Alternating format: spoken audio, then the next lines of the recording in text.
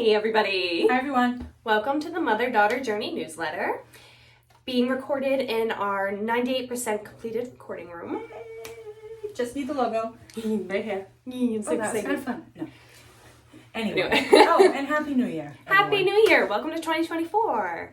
Yeah. Okay. So let us dive right in, okay? Yes. Something that you hear us say all the time is communication is key. Yes. Right? That is an overarching theme to almost everything we talk about. Absolutely. And It that's starts and because it ends is. It is. with healthy communication, or actually, it starts and ends with healthy, productive, and compassionate conversations. Yes, it does. And there's a key distinction between communication and conversation for us. And that is, communication is when you are trying to get a point across. You are communicating an idea, a thought, a belief to somebody. Conversation happens between two people, and you have to talk and listen. And listen. And also observe. And Because yes. something that tends to go unrecognized in conversations is body language, which is a big piece of it.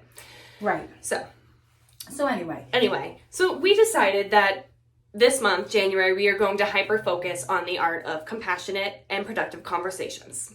starting with a challenge. Reflection. Yes.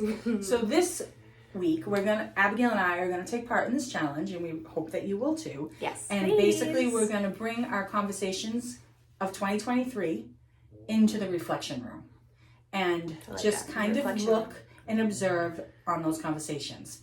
We're good. What do we want to carry through? What wasn't so great that we would not like to repeat? And when we're talking about observation, Ground rule number 1. or should I say when we're talking about reflection, there's ground rules, and the ground rule is we're doing it in observation mode. Observation mode, which means, see our little buddy, his name is Ego, or her name, their name is Ego. Bing! Bye. Not welcome to the reflection room. Yeah, no, absolutely. No. In all seriousness, if you're reflecting on the conversations and you hear in your mind, you hear yourself saying things like, I wish I had, I should have, That awful swear why word, didn't should. I, how could they, why would they, ego's in the room. Ego's in the room. And so we need to stop reflecting and take a breath and politely ask ego to leave. Thank you. I know you're trying to protect us, but please give us a little bit of space right now while we reflect with our observation lens. Yes. So, which leads us to ground rule number 2. When we are observing, what we would like for you to observe are your conversations with your loved ones. And obviously we're focusing on the maturing mother-daughter relationship, Yes. right? Yes. So that is one of the main relationships we would like for you to focus on. But the other key relationship that must be included in this reflection is the relationship with yourself and the conversations that you had with yourself in 2023.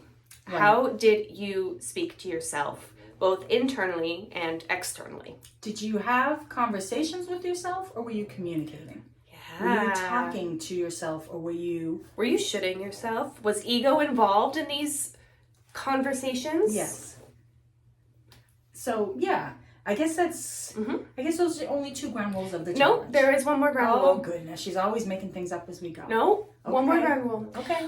So when you're observing the conversations you had with these relationships, you're going to not only observe how they played out, Oh yes. but then you're also going to observe how you felt during and after those conversations. Yes. Ego is not invited, but feelings are.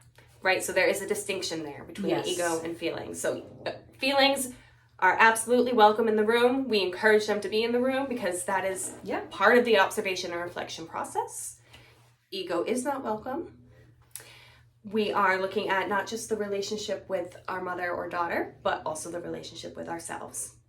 Yes. How do you feel about That that? sums it And up. if you want to be an overachiever, you could also reflect on how do you think the other party in the conversation felt.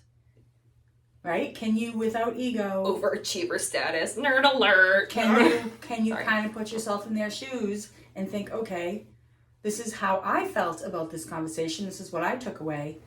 Do I think they took away the same thing? So it's just kind of taking a look at it all and reflecting, kind of, fodder for the mill, grist for the mill, I should say, so that, we can go on to the next step and be like, okay, these are the things that didn't go well. These are the things that did go well. What do I need to focus on moving forward to improve the conversations I'm having with myself and the conversations that I'm having with my daughter? And then everywhere else. And everywhere else. We'll ripple that off extends of from that. Exactly. So, well summarized. All right. I think that's all we got for you folks. Till next week. Talk to you later.